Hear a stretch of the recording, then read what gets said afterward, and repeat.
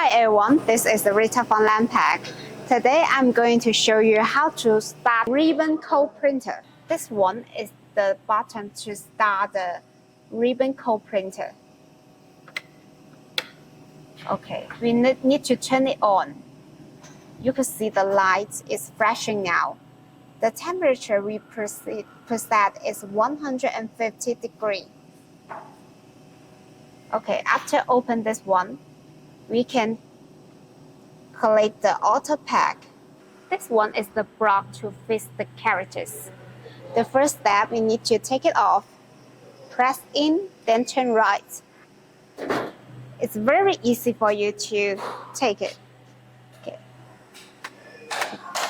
When delivered the machine, we will have a box of the characters, the tools, and tweezers here. Okay. This one is the block. You can fix 3 lines of the characters. So here, this one is to take the characters and put it inside the group. Okay. And this one is for you to fix it.